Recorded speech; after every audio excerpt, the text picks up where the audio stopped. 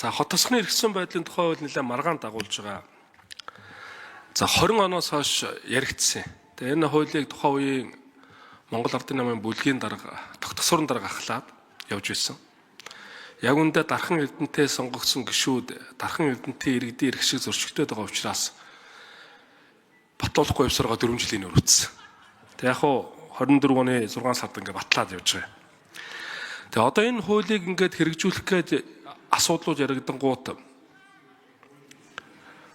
хууль эргэцэн хувьд зөрчилтэй байгаа усууд байгаа учраас засгийн газар тэндээ тодорхой шийдэл гаргахгүй байгаа болов гэж харж байгаа. Уул нь энэ улсын хурлын 72 дугаар тогтоол болоод энэ хуулийн хэрэгжилтийг хангах субъект нь бол засгийн газар, нийслэлийн засварлагын таван газар л гэж харж байгаа. Тэрнээс биш одоо энэ улсын хурлаас батлагдсан одоо байгуулагдсан ажлын хэсэг биш. Ажлын хэсэг бол тэрийг бол одоо хууль эрх зүйн хүрээндээ ажлыг хийж байгаа хэсэгт дүгнэлт гаргах, цаашлаад хууль эрх зүйд нь өөрчлөлт оруулах асуудал дээр л анхаарч ажиллах хэрэгтэй гэж харж байгаа. Түрүү бас одоо Нямбатар гишүүн бол одоо 72 дугаар энэ тогтоолыг ажлыг хэрэгжүүлэхэд улсын хурлаас байгуулсан ажлын хэсэг ажлаа хийгээгүй байх гэж хэлж байгаа шиг байлээ. Уучлаарай жоохон андуурсан байлгүй дээ хэрэг шүү. Тийм зүйл байхгүй гэдгийг хэлээ. За энэ хотын статустай болох асуудлыг үгүйсгээд байгаа юм ерөөсөө биш. Гэхдээ энэ хууль хэрэгжихдээ эргэцэн хувьд ямар нэгэн зөрчилгүүд байх ёстой. За одоо ингээд хот байгуулад энэ асуудлыг шийдэгдээ явъя гэж бодъё.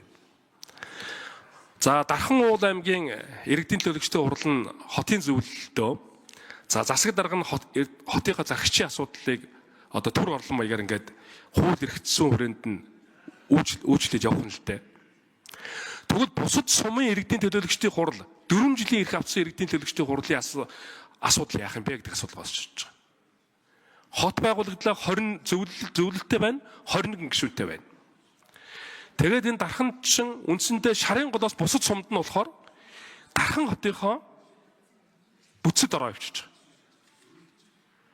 Тэгэхээр сумын иргэдийн төлөөлөгчдийн бол багийн иргэдийн нийт хурал гэдэг бүр 4 жилийн бүрийн эрхийн хугацаанд баталгаажсан, сонголтоор баталгаажсан энэ хүмүүсийн асуудлыг хэрхэн гэдэг асуудлыг ямар нэгэн хуулиар зогсуулж өгч чадаагүй. Магадгүй энэ өөрөө төлөөлийн зарчим алдагдж जैन эргээд үндсэн хуулийн зөрчил рүүгээ ч орчих магадлалтай болж өгнө. Тийм учраас энэнийг нэг тийш нь хандуулах зайлшгүй шаардлага байна. За хотын даргын саналыг аваад төсөв гэдэг дээр харъя.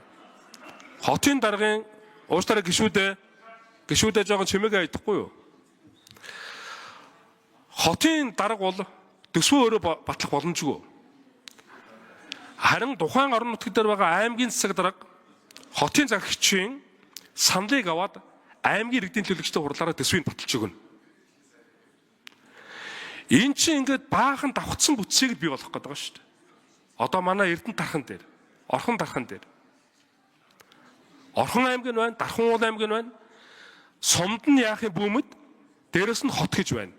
Манай Эрдэнэт дээр бол Баян өндөр жаргал гэж 2хан сумтай 2 сумын нутаг дэвсгэр дээр л 21 гишүүнтэй зөвлөл байгуулагдаж хотын үйл ажиллагаа зохион байгуулна. Тэгвэл нөгөө жаргаланд Баян өндөр сумын 51 иргэдийн төлөөлөгчдийн хурдын төлөөлөх хэрэг юм бэ? Энэ төлөөлийн зарчим алдагдах уу гэдэг бүх асуудлууд үүсгээр ийм л асуудлууд байгаад байгаа юм аа. Тэгэхээр энийг шийдэхэд бол би бол бодож байгаа үндсэн хуулиндаа л өөрчлөлт хийчихэ. Үндсэн хуулиндаа Монгол улс засаг захиргааны нутгийн нэгжийн хувьд аймаг нийслэл улсын болон орон нутгийн зэрэг. За батлагч 1 минут.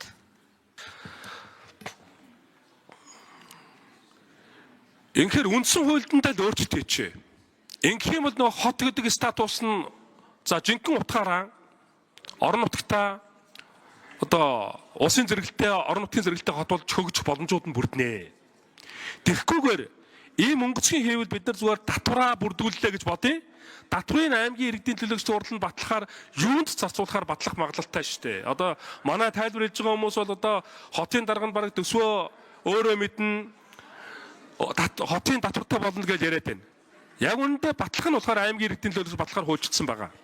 Энэ мэтлэнгээс ахуулаад маш их зөрчлүүд бий болох нөхцөл байдлууд үүсэж байгаа учраас үндсэн хуулиндаа өөрчлөлт оруулаад явах нь илүү зохимжтой маа гэж үзэж байгаамаа. За ийм тайлбарыг та бүхэнд өгөх гэсэн юм аа. Баярлалаа.